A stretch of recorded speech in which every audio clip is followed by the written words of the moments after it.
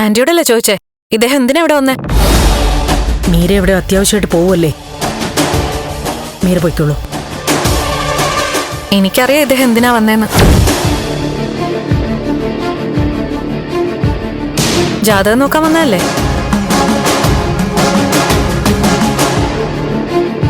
അല്ല, സാധാരണ തിരുമേനിമാരും ജ്യോത്സ്യന്മാരും കല്യാണം നിശ്ചയിക്കാനും ജാതകം നോക്കാനുമാണല്ലോ വരുന്നേ. സമയമൊക്കെ നോക്കൂ തിരുമേനി. എന്റെ സമയം ഒന്ന് നോക്കാമോ?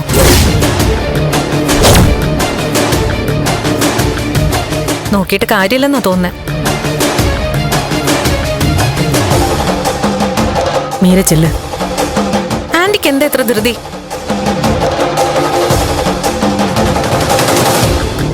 സത്യം പറയാലോ, എനിക്ക് സാധാരണ ഈ സ്വാമിമാരെയും ജ്യോത്സ്യമാരെയും സിദ്ധമാരെയും ഒന്നും കണ്ണെടുത്താ കണ്ടൂടാ. ഞാൻ തുറന്നു പറഞ്ഞാൽ വിഷമമൊന്നും തോന്നണ്ട. ആരോടാ സംസാരിക്കുന്നതെന്ന് തിരിച്ചറിഞ്ഞു വേണം എന്തെങ്കിലും പറയാൻ. മീരയ്ക്ക് എന്തു പറ്റി? ഇങ്ങനൊന്നും സംസാരിച്ചൂടാ. ഉള്ളിലുള്ളത് ഒളിച്ചു വെക്കാതെ ആരുടെയും മുഖത്ത് നോക്കി സധൈര്യം പറയുക എന്നുള്ളത് കളങ്കമില്ലാത്തവരുടെ ലക്ഷണമാണ്.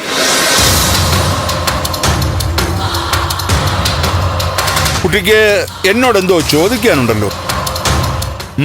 ചോദിച്ചോളൂ. പറഞ്ഞില്ലേ, വിശ്വാസം ഇല്ലെങ്കിലും ഞാൻ ചോദിക്കാം. എന്റെ മനസ്സിലൊരു പ്രശ്നമുണ്ട്. അതെനിക്ക് അനുകൂലമായിട്ട് വരുമോ പ്രതികൂലമായിട്ട് വരുമോ?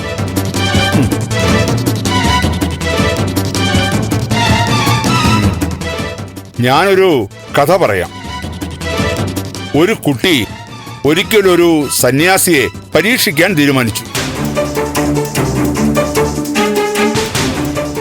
ഒരു ഈച്ചയെ പിടിച്ച് കൈക്കുള്ളിലാക്കിയിട്ട് ആ സന്യാസിയോട് ചോദിച്ചു, ഇതിന് ജീവനുണ്ടോ ഇല്ലയോ എന്ന്. സന്യാസി ജീവനുണ്ടെന്ന് പറഞ്ഞാൽ ഈച്ചയെ കൈക്കുള്ളിൽ വെച്ച് ഞെക്കി കൊന്നിട്ട് കൈ തുറന്ന് കാണിക്കും.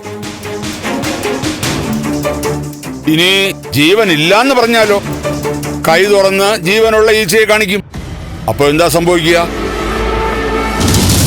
സന്യാസി തോൽക്കുകയും ചെയ്യും.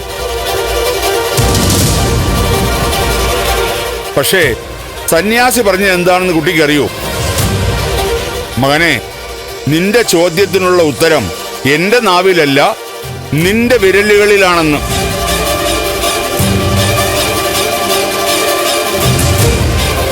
കുട്ടിയുടെ ഉള്ളിലെ പ്രശ്നം കുട്ടിക്ക് അനുകൂലമാണോ പ്രതികൂലമാണോ എന്നുള്ളത് കുട്ടിയുടെ കയ്യിലാണ് ഇരിക്കുന്നത്.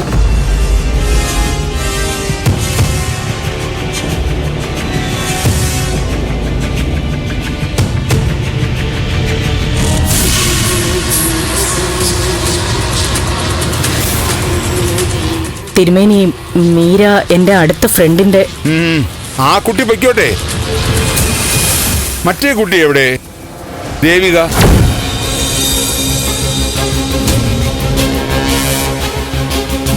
ദേവികയെ വിളിക്കൂ. എനിക്ക് ആ കുട്ടിയോട് സംസാരിക്കാനുണ്ട്. ദേവികയെ വിളിക്കാനോ? ദേവിക ക്ഷേത്രത്തിൽ പോയിരിക്കല്ലേ? തിരുമേനിയല്ലേ? ഞാൻ പറയാം. നീ തിരുമേനിക്ക് കുടിക്കാൻ എന്തെങ്കിലും എടുക്ക.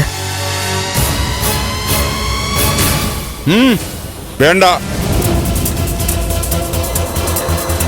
എനിക്കൊന്നും എടുക്കണ്ട. ആശ്രമത്തിൽ നിന്നല്ലാതെ ഞാൻ പുറത്തുനിന്നൊന്നും കഴിക്കാറില്ല എന്ന് പ്രഭാവതിക്ക് അറിയാമല്ലോ. കുട്ടി തൽക്കാലം ഒന്ന് മാറി നിൽക്കണമെന്ന് അമ്മയ്ക്ക് ആഗ്രഹമുണ്ട്. എന്നുവെച്ചാ എന്നോടൊറ്റയ്ക്ക് എന്തോ സംസാരിക്കണമെന്ന് പ്രഭാവതിക്ക് ആഗ്രഹമുണ്ടെന്ന്. കുടുംബത്തിലെ പല കാര്യങ്ങളും തുറന്നു സംസാരിക്കാൻ കാണുമല്ലോ. കുട്ടി തൽക്കാലം ഒന്ന് മാറി നിന്നോളൂ.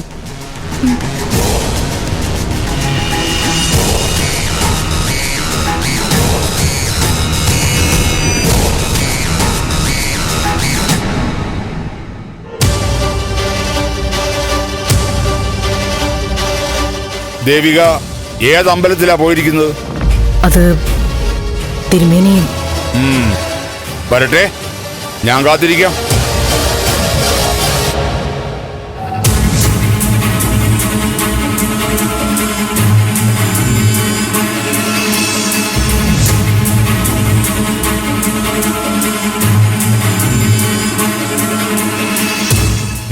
എന്താ പ്രഭാവതിക്കൊരു പരിഭ്രമം?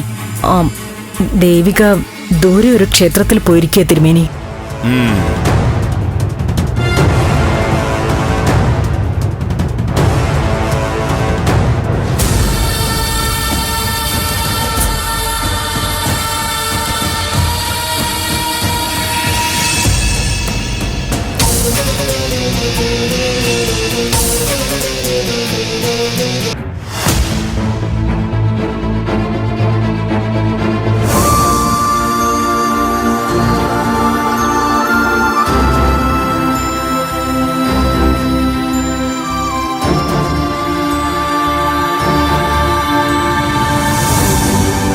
ചേച്ചിന്റെ എവിടെ നിൽക്കുന്നേ? മുരളി എത്തിയോടാ? ഇതുവരെ വന്നിട്ടില്ല. പക്ഷെ കുറച്ചു നേരത്തെ അവന്റെ കോള് വന്നു. റേഞ്ച് ഇല്ലാത്ത കാരണം വ്യക്തമായില്ല, ഒന്നും സംസാരിക്കാൻ പറ്റില്ല. ദേവി എപ്പോഴാണോ മടങ്ങിയെത്താ? അമ്പലത്തിലെത്തിയോ, ഭജന കഴിഞ്ഞോ, ഒന്നും അറിയാൻ വയ്യ. അവളെ അങ്ങോട്ട് അയക്കാൻ പാടില്ലായിരുന്നു. ഏത് വലിയ സ്വാമിയാണ് പറഞ്ഞതെങ്കിലും സമ്മതിക്കരുതായിരുന്നു.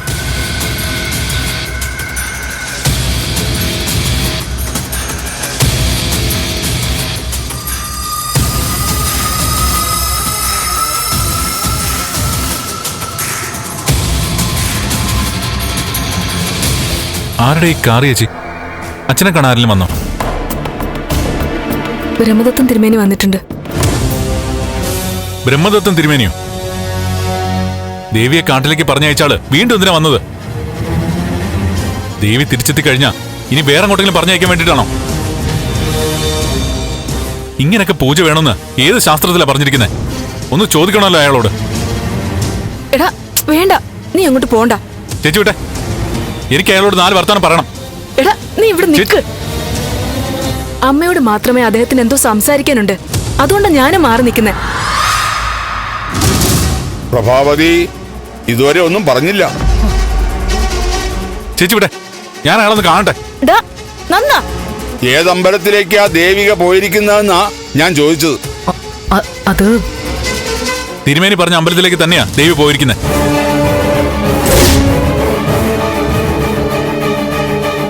ചിന്നാർമുടിയിലെ കാട്ടുമുത്തപ്പന്റെ അമ്പലത്തിൽ ഒരു രാത്രി ഭജന ഇരിക്കണമെന്ന് തിരുമേനി തന്നെയല്ലേ നിർദ്ദേശിച്ചത്? എന്നിട്ട് കുടുംബത്തിൽ ആരും തുണ പോകാൻ പാടില്ലെന്ന് പ്രത്യേക ഉപാധിയും വെച്ചു.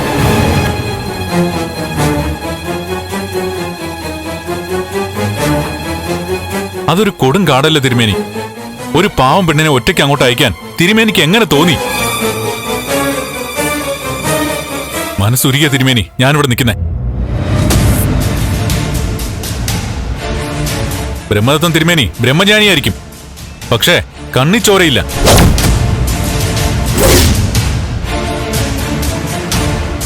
എല്ലാം കഴിഞ്ഞിട്ട് ഒന്നും അറിയാത്ത പോലെ ചോദിക്കുന്നു ഏതമ്പലത്തിലേക്കാ പോയെന്ന്. അങ്ങോട്ട് പറഞ്ഞയച്ച അമ്മയാകട്ടെ ഒന്നും മിണ്ടാതെ നിൽക്കുന്നു. രണ്ടുപേരും കൂടി ബാക്കിയുള്ളവരെ പൊട്ടം കളിപ്പിക്കുകയാണല്ലേ? നന്ദാ, പ്രഭാവതി മകന്റെ ചോദ്യങ്ങൾക്ക് ഉത്തരം പറയൂ. അമ്മ എന്തിനു ഉത്തരം പറയണം? ഞാൻ പറഞ്ഞതൊക്കെ തിരുമേനിക്ക് മനസ്സിലായില്ലേ? മനസ്സിലായി. ദാ ഈ നിമിഷം എനിക്കെല്ലാം മനസ്സിലായി.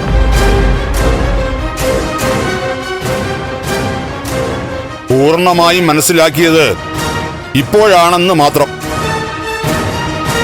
ഇല്ല, തിരുമേനിക്ക് ഒന്നും മനസ്സിലായിട്ടില്ല.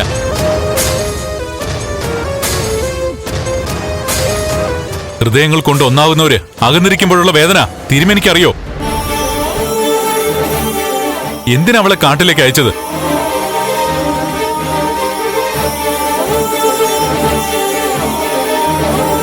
വല്ല മൃഗങ്ങളും അവളെ അപായപ്പെടുത്തി എന്നെ ദേവിയും തമ്മിൽ പിരിക്കാനോ?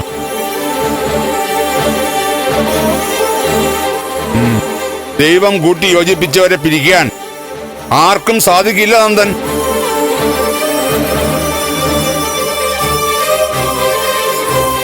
ഈശ്വരാംശമുള്ളവരെ വന്യമൃഗങ്ങൾക്കോ ദുഷ്ടശക്തികൾക്കോ ഇല്ലാതാക്കാൻ സാധിക്കില്ല.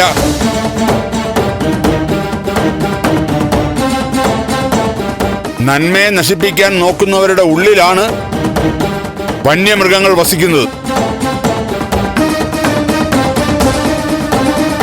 അവര് പക്ഷേ ഒരിക്കൽ തിരിച്ചറിയും, സ്നേഹവും സത്യവും മാത്രമേ ജയിക്കുകയുള്ളൂ എന്ന്. അങ്ങേ പോലുള്ളവരുടെ രീതി ഇതാണ്. ഉത്തരം മുട്ടുമ്പോ ആർക്കും ഒന്നും മനസ്സിലാവാത്ത പോലെ എന്തെങ്കിലുമൊക്കെ പറഞ്ഞങ്ങ് രക്ഷപ്പെടുക. ഞാൻ പറയുന്നത് എന്താണെന്ന് നന്ദൻ ഒരുപക്ഷെ മനസ്സിലാവുന്നുണ്ടാവില്ല. പക്ഷേ മനസ്സിലാക്കേണ്ടവർ അത് കൃത്യമായി മനസ്സിലാക്കുന്നുണ്ട്.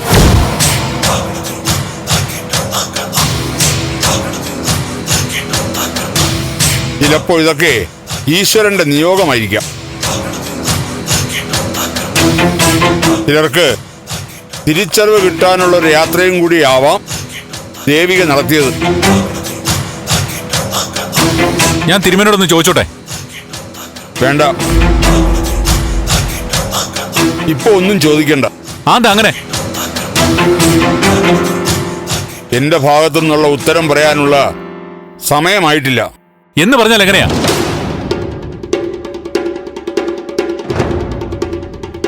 നിങ്ങളെപ്പോലുള്ള ദിവ്യന്മാർ മനുഷ്യന്മാരുടെ വികാരങ്ങളെ ചൂഷണം ചെയ്യല്ലേ?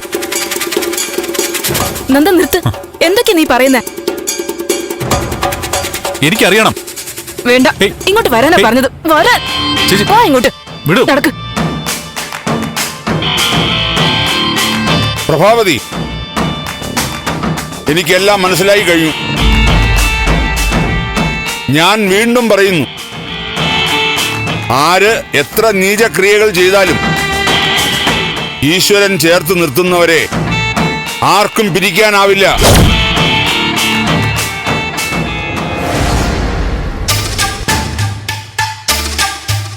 ചേച്ചി കണ്ടില്ലേ, ഞാൻ ചോദിച്ചതിനൊന്നും അയാളുടെ മറുപടി ഇല്ലായിരുന്നു.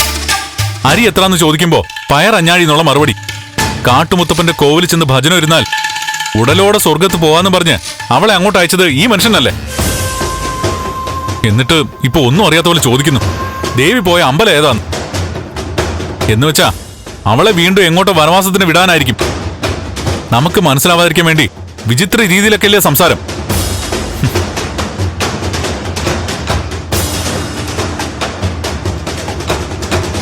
എടാ നന്ദ, അങ്ങനെയല്ല. ഞാൻ തിരുമേനെ ശ്രദ്ധിക്കുമായിരുന്നു. നമുക്ക് മനസ്സിലാകാതിരിക്കാൻ വേണ്ടിയിട്ടല്ല, അമ്മയ്ക്ക് മാത്രം മനസ്സിലാകാൻ വേണ്ടിയാ തിരുമേനി സംസാരിച്ചത്.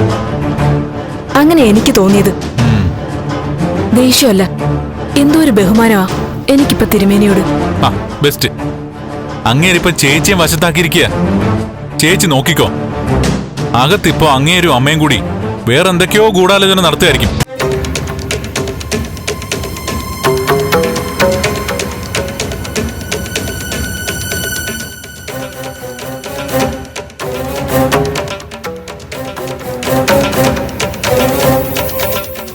ഒരാളുടെ സ്വാർത്ഥതയാണ് ഈ കുടുംബത്തിലെ എല്ലാ പ്രശ്നങ്ങൾക്കും കാരണം.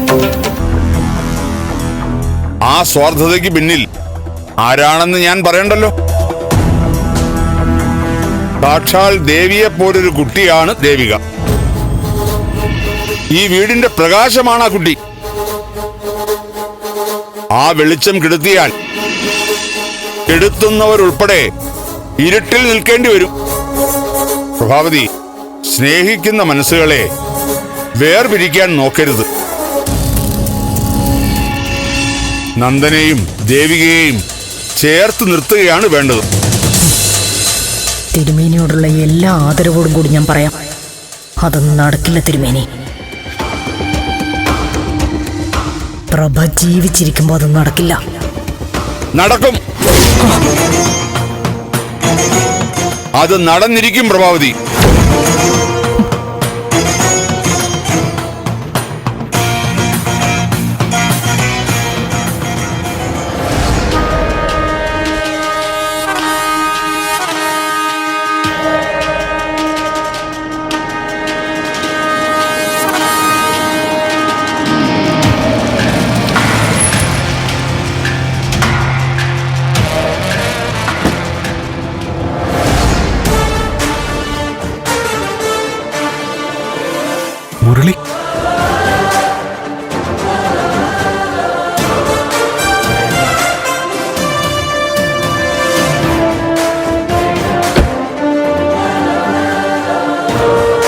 എടാ നീ ഇതെവിടായിരുന്നു? നിന്നെ കാണാതെ ഗൗരി ഉമ്മയൊക്കെ വിഷമിച്ചിരിക്കുക. ഞാനും ഇന്നലെ നിന്നെ ഒരുപാട് തവണ വിളിച്ചു, കിട്ടിയില്ല. എങ്ങനെ കിട്ടും? കാട്ടിൽ റേഞ്ച് ഇല്ലല്ലോ. കാട്ടില്ല. നീ ഇന്നലെ എവിടെ പോയതാ? അത് വ്യക്തമായിട്ട് അറിയണോ നിനക്ക്? മുരളി എന്തായി പറയുന്നേ? ഒന്നും മനസ്സിലാവുന്നില്ല.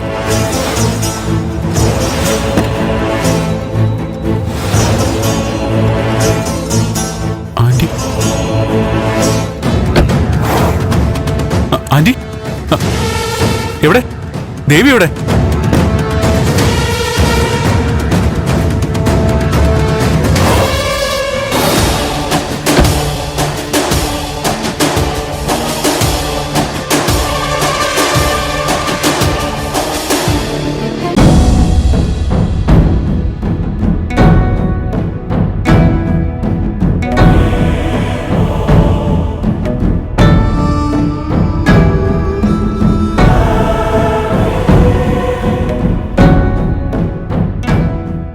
ദേവി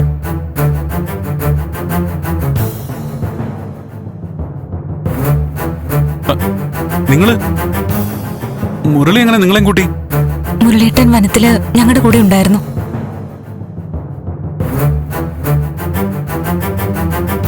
മുരളീട്ടൻ വന്നില്ലായിരുന്നെങ്കിൽ ഒരു പക്ഷെ ഞങ്ങളുടെ അവസാനം ആ കാട്ടിൽ തന്നെ ആവുമായിരുന്നു.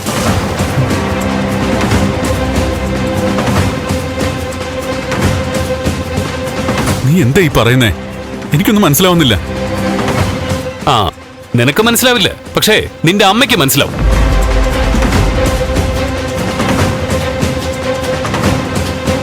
എന്താ മുരളി? കൂടുതലൊന്നും പറയാനില്ല. കൊട്ടേഷൻ കൊടുത്ത് ദേവിയെ കാട്ടിലിട്ട് തീർക്കാനായിരുന്നു പരിപാടി.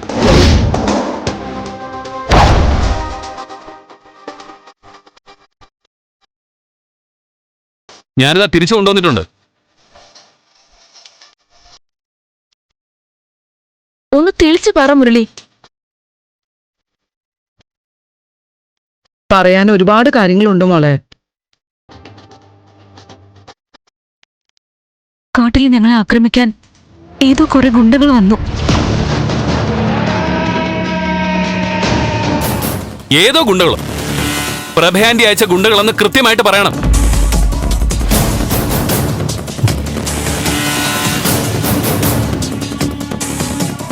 നന്ദ, ഞാനാ ഇവരെ രക്ഷിച്ചെന്നറിഞ്ഞ അടുത്ത കൊട്ടേഷൻ എനിക്കാവും.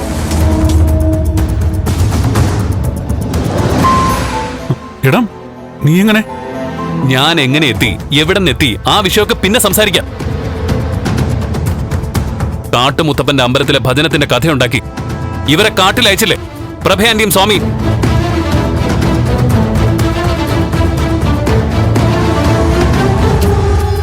ആ രണ്ടു പേരെ കൊണ്ടും ഇപ്പൊ സമാധാനം പറയിപ്പിക്കണം.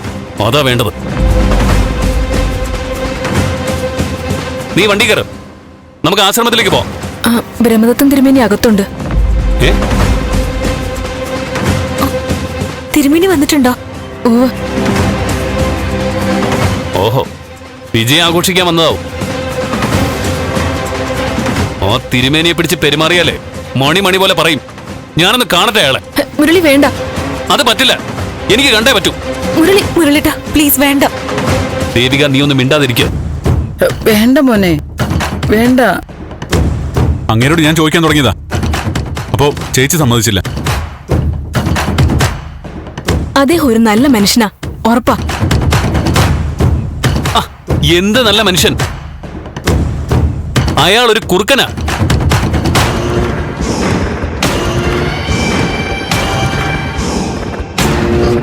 എടാ നന്ദ, അയാളെ നിന്റെ വീട്ടിൽ നിന്ന് ഇപ്പൊ പിടിച്ച് പുറത്താക്കും. അയ്യോ, എന്നിട്ട് പ്രഭയാന്റിയോട് ചോദിക്കും. എല്ലാം ചോദിച്ചറിഞ്ഞ ശേഷം ആ പ്രഭയാന്റെ വീട്ടിൽ നിന്ന് അടിച്ച് പുറത്താക്ക്. അയ്യോ ആന്റി,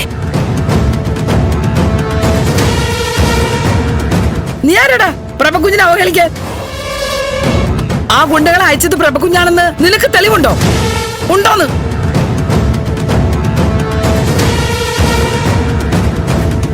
പ്രഭകുഞ്ഞിന് ദേവിമോളെ ഇഷ്ടമല്ല, അത് സത്യം തന്നെയാ. എന്ന് വെച്ച് എല്ലാത്തിന്റെ ഉത്തരവാദിത്വം പ്രഭകുഞ്ഞിന്റെ തലയെ കൊണ്ട് നീട്ടണ്ട.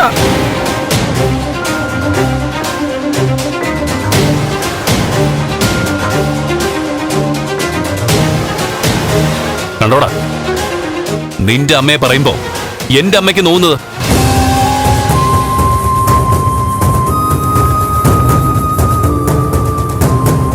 ഇതാണ് കളങ്കമില്ലാത്ത സ്നേഹം.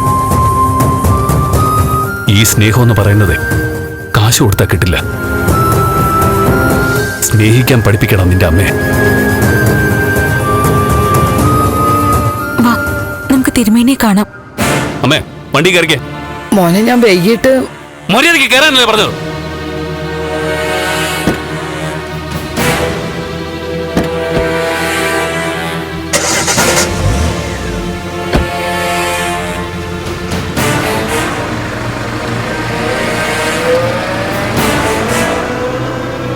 ദേവി, പറ.